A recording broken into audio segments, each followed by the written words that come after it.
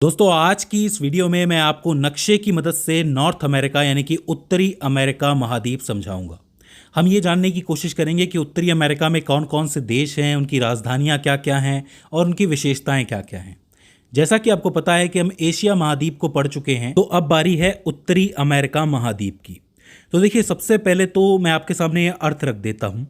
अगर मैं अर्थ के बीचों बीच एक लाइन खींच दूँ, जिसको आप प्रधान मध्या या फिर प्रधान देशांतर रेखा भी कह सकते हो, तो जो अर्थ है, जो हमारी पृथ्वी है, वो दो हिस्सों में बढ़ जाएगी। एक हिस्सा होगा वेस्ट का और एक हिस्सा होगा ईस्ट का। तो अब नॉर्थ अमेरिका जो है वो आपके वेस्ट वाले हिस्से में है, पश्चिमी हिस्से में है। तो पश्चिमी अर्धगोलार्ध के अंदर आता है उत्तरी अमेरिका। वहीं अगर एक लाइन में कुछ इस तरीके से खींच दूं, तो यहाँ पे भी जो पृथ्वी है वो दो हिस्सों में बढ़ जाएगी। एक हिस्सा होगा नॉर्थ का यानी कि उत्तर का, और एक हिस्सा होगा साउथ का। तो आपका उत्तरी अमेरिका कहाँ होगा? उत्तर की साइड ही होगा। तो जो उत्तरी अमेरिका है उसकी भौगोलिक स्थिति क्या हुई? उत्तर पश्चिमी गोलार्ध। इस बात को ठीक से समझ लो कि इसकी भौगोलिक स्थिति जो है वो उत्तर पश्चिमी गोलार्ध के अंदर आती है। अब अगर इसकी सीमाओं को देखें तो इसके ऊपर वाले हिस्से में आपको आर्कटिक महासागर मिलेगा, पूर्वी हिस्से में अटलांटिक महासागर मिलेगा, पश्चिमी हिस्से में प्रशांत महासागर मिलेगा, ऑब्वियस सी बात है, और दक्षिणी हिस्से में आपको दक्षिणी अमेरिका मिलेगा। मतलब ये जो आपका उत्तरी अमेरिका है ये तीन तरफ से समुद्र से घिरा हुआ है। ऊपर आर्कटिक महासागर, पूर्व में अटलांटिक महासागर, पश्चिम में प्रशांत महासागर, और दक्षिण में एक महाद्वीप और है जो कि है दक्षिणी अमेरिका। तो भौगोलिक स्थिति अब आपको समझ में आ गई है। तो देखो, अब बात करते हैं इसके देशों की। तो देखो, उत्तरी अमेरिका में कुल 23 देश हैं, लेकिन उन 23 देशों को देखने से पहले एक चीज मैं आपको बता दूं कि यहाँ पे ऊपर आपको एक ग्रीनलैंड नजर आएगा। वैसे तो ये ग्रीनलैंड जो है वो उत्तरी अमेरिका का द्वीप ही कहलाएगा, लेकिन ये ग्रीनलैंड जो है वो डेनमार्क साम्राज्य का हिस्सा है। इस बात को ठीक से समझ लो कि डेनमार्क साम्राज्य का हिस्सा ये रहा है। तो एक बार के लिए इसको हम अलग मान के चलते हैं, और बाकी ये जो आपको बड़ा सा हिस्सा नजर आ रहा है इसको हम मानेंगे नॉर्थ अमेरिका या फिर उत्तरी अमेरिका महाद्वीप। ठीक है। तो अब यहाँ पे इसके देशों की बात की जाए तो इसके अंदर टोटल 23 देश हैं। 23 देशों में से 3 बड़े देश मैं आपको बता देता हूँ जिनका नाम आपने अक्सर सुना होगा। सबसे ऊपर आता है आपका कनाडा। कनाडा के बाद आता है आपका United states of America, USA जिसको आप कहते हो, और उसके जस्ट नीचे आता है मैक्सिको। अगर कनाडा की बात की जाए तो कनाडा की जो राजधानी है वो ओटावा है, और ये दुनिया का दूसरा सबसे बड़ा देश है। पहला सबसे बड़ा देश रशिया है और दूसरा सबसे बड़ा देश कनाडा है, क्षेत्रफल की दृष्टि से देखा जाए तो। मैं आपको बता दूं कि जो कनाडा है वो अपने रॉकी पर्वतों के लिए बहुत ज़्यादा जाना जाता है। यहाँ पे माउंट क्लाइंबिंग बहुत ज़्यादा होती है, लोग पहाड़ों पे चढ़ते हैं, और ज़्यादातर क्लाइंबर्स आपको यहीं मिलेंगे। तो कनाडा हो जाता है। कनाडा के बाद आता है आपका यूनाइटेड स्टेट्स ऑफ अमेरिका। अब इसके बारे में बताने की ज़रूरत नहीं है, ये जो है दुनिया की सबसे शक्तिशाली अर्थव्यवस्था है इस वक्त, और ये अपनी आधुनिक जीवन शैली के लिए जानी जाती है। मैं आपको बता दूं कि अमेरिका के अंदर स्टेट्स वाला सिस्टम चलता है, आपको पता है फेडरल सिस्टम चलता है। वहाँ स्टेट अपने अपने कानून के हिसाब से चलते हैं, और यहाँ पे कई संस्कृतियों के लोग बसते हैं, मतलब कई देशों से लोग आते हैं। तो यहाँ की जो संस्कृति है वो विविध है, बहुत ज़्यादा संस्कृति के लोग यहाँ पे रहते हैं। तीसरा जो देश है वो है मैक्सिको, और मैक्सिको की राजधानी है मैक्सिको सिटी। मैक्सिको के अंदर 2 सभ्यताओं के खंडर पाए जाते हैं। एक तो है माया सभ्यता, बहुत ही फेमस है, और दूसरा है एज़टेक सभ्यता। ये दोनों ही सभ्यताएं महत्वपूर्ण हैं, इनसे सवाल बन सकता है। तो इनके खंडर कहाँ पाए जाते हैं? मैक्सिको के अंदर पाए जाते हैं। तो 3 देश हो जाते हैं आपके, कनाडा, यूएसए, मैक्सिको। यहाँ तक तो कोई दिक्कत नहीं होनी चाहिए। अब इसके बाद ये जो नीचे वाला हिस्सा आपको नज़र आ रहा है, यहाँ पे आपको ज़्यादातर द्वीप नज़र आएंगे, छोटे छोटे द्वीप नज़र आएंगे। इनके ऊपर देश बसे हुए हैं जिनके नाम आपको याद करने हैं, जिनकी राजधानी आपको याद करनी है। सबसे पहले आता है ग्वाटेमाला। ग्वाटेमाला की राजधानी है ग्वाटेमाला सिटी, और ये मध्य अमेरिका के अंदर स्थित है। मध्य अमेरिका आप देख सकते हो कि ऊपर आपको नॉर्थ अमेरिका दिखेगा, नीचे आपको साउथ अमेरिका दिखेगा, नीचे साउथ अमेरिका वाला है जो कॉन्टिनेंट है, और बीच में आपको ग्वाटेमाला दिखेगा। तो ग्वाटेमाला मध्य अमेरिका का हिस्सा ही हो जाता है। यहाँ पे भी माया सभ्यता के कुछ खंडर पाए जाते हैं, और साथ ही बहुत से ज्वालामुखी पाए जाते हैं। तो ग्वाटेमाला बहुत इंपॉर्टेंट है, इसको आप याद कर सकते हो। ग्वाटेमाला के बाद आता है अल सल्वाडोर। अल सल्वाडोर की राजधानी है सैन सल्वाडोर। ये भी मध्य अमेरिका में स्थित है, क्योंकि ये थोड़ा सा पास में ही आप देख सकते हो। यहाँ पे प्राचीन माया सभ्यता के खंडर पाए जाते हैं। देखो, ज़्यादातर माया सभ्यता जो थी वो मैक्सिको से लेके इस हिस्से तक, पनामा के हिस्से तक फैली हुई थी। तो यहाँ पे तकरीबन हर देश के अंदर आपको माया सभ्यता के खंडर ज़रूर मिलेंगे। तो इसको तो आप माया सभ्यता के खंडर से ही याद रख सकते हो कि यहाँ पे कॉमन क्या है, माया सभ्यता के खंडर। तो अल सल्वाडोर हो जाता है। इसके जस्ट पास में आपको मिलता है निकारागुआ। निकारागुआ की जो राजधानी है वो मनागुआ है और यहाँ पे बहुत से ज्वालामुखी, झील और समुद्र तट पाए जाते हैं। जाहिर सी बात है कि ये एक द्वीप हो जाता है। द्वीप तो नहीं कहेंगे क्योंकि ये जुड़ा हुआ है, लेकिन आसपास इसके समुद्र है तो बहुत से समुद्री तट आपको मिल जाएंगे सुंदर सुंदर। तो ये हो जाता है आपका निकारागुआ। निकारागुआ के बाद आता है कोस्टा रिका। कोस्टा रिका की जो राजधानी है वो सेंट जॉस है और इसको पृथ्वी पर स्वर्ग भी कहा जाता है क्योंकि यहाँ पे ढेर सारी जैव विविधता पाई जाती है, बायोडाइवर्सिटी, और इसके अलावा यहाँ पे बहुत से वन्य जीव पाए जाते हैं। तो ये जगह प्रकृति की वजह से बहुत ही खूबसूरत है, इसलिए इसको पृथ्वी पर स्वर्ग कहा गया है। इसके बाद थोड़ा नीचे आपको मिलता है पनामा। पनामा पेपर्स का नाम आपने सुना होगा, बहुत से लोग अपना काला पैसा यहीं पे छुपाते हैं।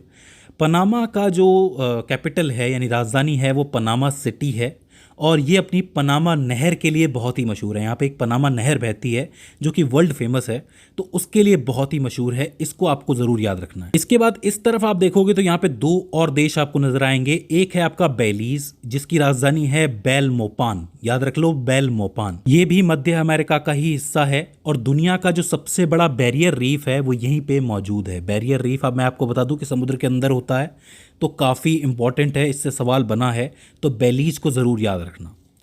बेलीज के बाद आता है आपका होंडुरास। होंडुरास का नाम आपने सुना होगा। इसकी जो कैपिटल है यानी राजधानी है वो है तेगुसिगाल्पा। थोड़ा नाम अटपटा है, याद हो जाएगा, 2-3 बार कोशिश करोगे तो तेगुसिगाल्पा। इसके बारे में फेमस बात यह है कि जो होंडुरास जो है, होंडुरास शहर, वो माया सभ्यता के सबसे बड़े शहरों में से एक माना जाता है। सबसे बड़े शहरों में से एक माया सभ्यता के। कौन सा शहर?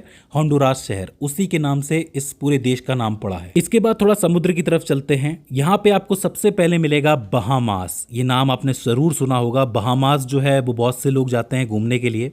यहाँ की जो राजधानी है वो है नासाउ। नासाउ।